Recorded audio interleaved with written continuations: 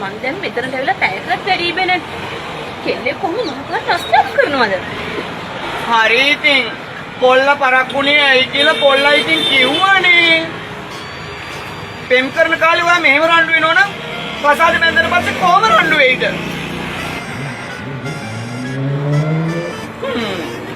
අත්තයා මේ කාලේ වගේ නෙවෙයි. බැන්දට පස්සේ තේරම හරියයි. හරි.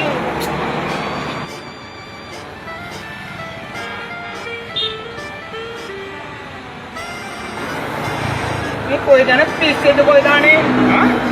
මේ අපි මෙතන ඉඳන් පොඩ්ඩක් පයින් ඇවිදින්න ගිහලා බස් එක කල්ලක නැගලා යමු අනේ. මේකත් පිස්සෙක් අනේ. මේක කියන දේවල් ඔයා දනිත්නේ මුඩට ගන්න එපා පිස්සෙක්. පිරිපාත්‍යා පිස්සෙක් කියලා අහක දාන්නද? අයියයි තාත්තයිනේ.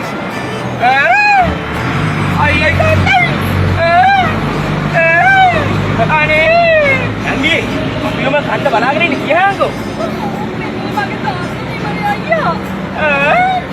එතකොට මේකද මේ අයියා පාවිච්චි කරන ඔකේ වෙයිකල් එක. සයිකල් එක. මේ මං කාප් එකක් වැඩි හරහට ඉట్లా කොයිද? පොඩ් ටිකක් බඩ කර කර ගාලා මං පොඩක් ඉල්ලෙන්න. පාර පුරා දුවන්න එපා බඩ කර කර ගන්නවා නම්. අපි ගෙදර ගිහිල්ලා තීන සත්ව සකලම නම් විශ්ලේෂණය මාත්‍යා රට යවනවා කියලා පුල්ලිය තිබ්බට මේ වගේ වැඩ පුල්ලිය තිබ්බොත් බලාගෙන අයියා දන්නවනේ. යා අරන්න යා අලකට දාති. යන්න මොකද?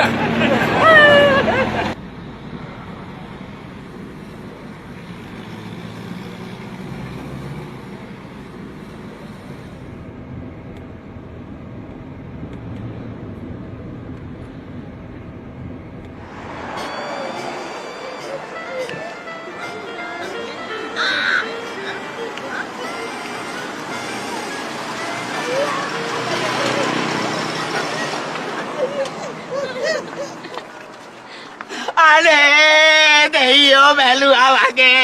අනේ බලන්න මං කිසි කෙනෙකුට කුරා කූපයකට හිංසාවක් කරදරයක් නොකරන අහිංසක අල්ලන මනුස්සයෙක් නේද? බලන්න මේගොල්ලෝ වට කරන දේ. අනේ